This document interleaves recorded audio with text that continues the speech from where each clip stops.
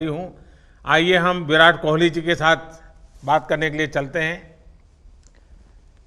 विराट जी, आपका तो नाम भी विराट और काम भी विराट। नमस्कार आप सर। दुबई में से आज समय निकाला और वहाँ तो ये खेल आपका बड़ा तनावपूर्ण रहता है। उसमें भी आपने और अपनी भागदौड़ भरी जिंदगी में अभी जो फिटनेस रूटीन फॉलो करते हैं, मैं जरूर चाहूंगा, देश भी जानना चाहेगा, क्योंकि नौजवान आपको आपकी हर गतिविधि को देखता है। ये आपको कैसे मदद करता है? पहली बात तो बहुत बहुत धन्यवाद सर यहाँ पे हम सबको बुलाने के लिए। सब लोगों ने फिट इंडिया मूवमेंट के बारे में बात करी और इसके फायदे इसके लाभ हमको रोज अपनी डेली लाइफ में किसी ना किसी तरीके से दिखते हैं। सबने अपने एक्सपीरियंसेस बताए। अम, मिलिंद जी ने भी बहुत अच्छी बातें रखी। बहुत इंस्पिरेशनल उनका भी काम रहा है, उनकी जर्नी रही है। पिछले कुछ सालों में मैंने भी बहुत ऑब्जर्व किया है। और मेरे खुद के एक्सपीरियंस में सर एक ट्रांजिशन एक्सपीरियंस करने को मिला मुझे कि जिस जिस पीढ़ी में हम खेलना शुरू हुए और जो उस समय खेल की हमारी डिमांड्स थी, वो बहुत तेजी से बदली एक समय के बाद।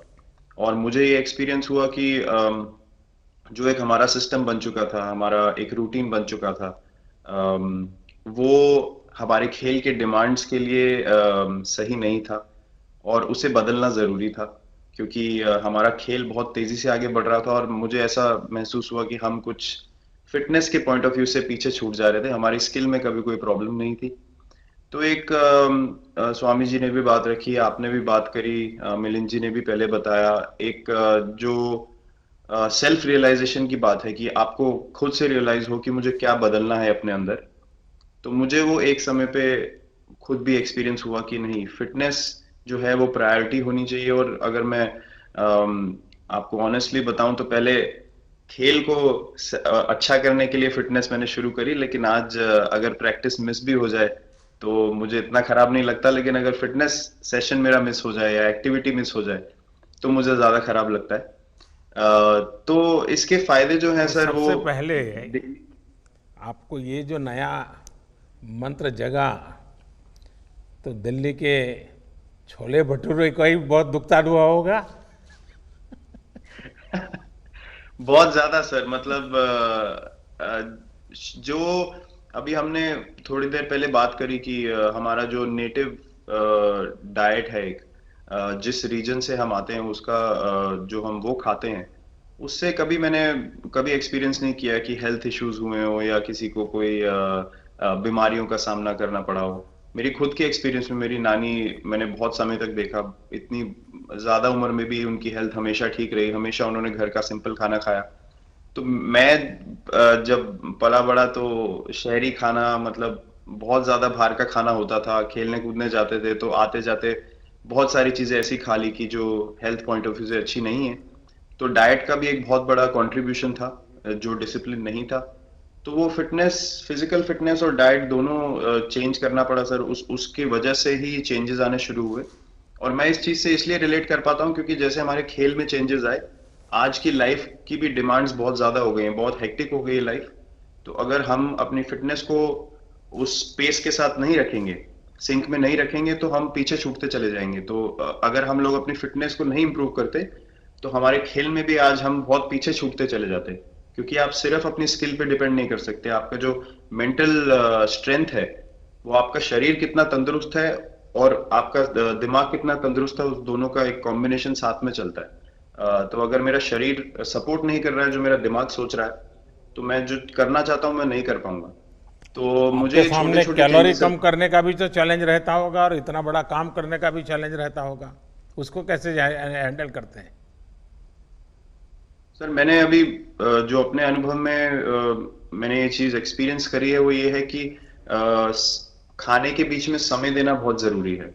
हम लोग बहुत बार खाते हैं और फिर बड़ी मील के बाद वो छोटा पोटा खाते चले जाते हैं पूरा दिन। तो वो जो हमारा सिस्टम है, उसको कहीं प्रोसेस करने का मौका ही नहीं मिलता खाने को, और रात तक हम खाते चले जाते हैं। तो मैं जब छोटा भी था तो 11:30 12 बजे डिनर हो रहा है, उसके बाद मीठा खा के एकदम सो गए।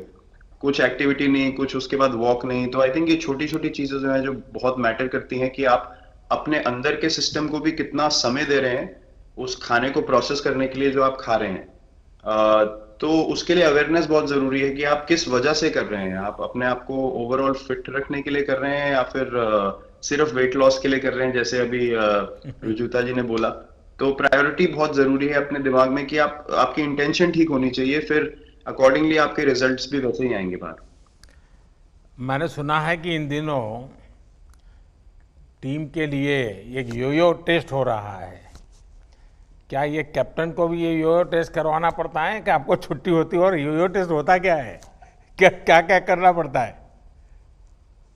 सर टेस्ट ये बहुत जरूरी था फिटनेस पॉइंट ऑफ व्यू से। अगर आप ग्लोबल फिटनेस लेवल्स की बात करें तो बाकी टीमों से हमारा लेवल अभी भी कम है, और हम चाहते हैं कि वो लेवल हम ऊपर लेके जाएं जो एक बेसिक रिक्वायरमेंट है।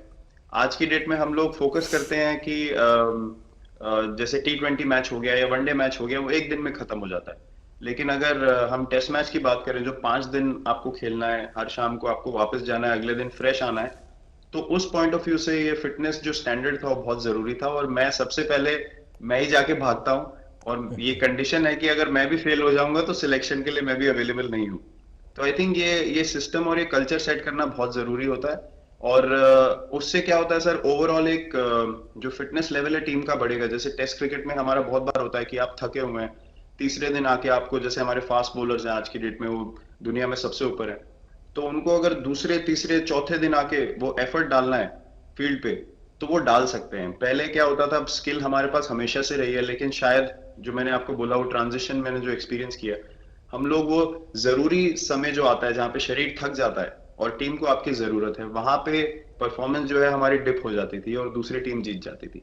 आज की डेट में हमारी फिटनेस की वजह से हम वो जरूरी समय में उस चीज को कैपिटलाइज कर पा रहे हैं और हमारे रिजल्ट्स उसी तरीके से आ रहे हैं। तो एक एक sir benchmark I think elite sports में होना जरूरी है, उससे एक फिटनेस विराट कल्चर जी, बना। मैं देख रहा हूँ कि आपका टाइम मैनेजमेंट तो है ही है, लेकिन फिर भी आपकी एक्टिविटी इतनी नज़र आती है ना, मैं भी कभी कभी फॉलो करता हूँ। कभी थकान नहीं लगती क्या आपको?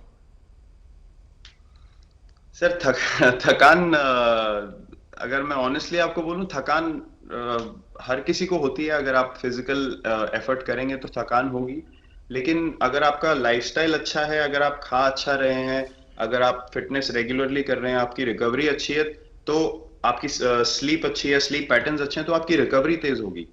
तो अगर मैं थक रहा हूं और 1 मिनट में मैं दोबारा रेडी हो जा रहा हूं, तो वो मेरा प्लस पॉइंट है। तो आई थिंक वो मैंने एक चीज एक्सपीरियंस करी जो बहुत जरूरी हो जाती है। आपका ओवरऑल लाइफस्टाइल कैसा है उसके ऊपर बहुत डिपेंड करता है।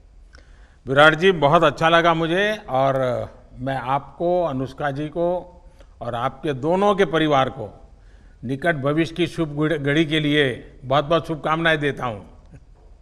धन्यवाद sir, thank you so much. आइए मुकुल कानिटकर जी से बात करते हैं। ये मुकुल जी की दुनिया अलग है।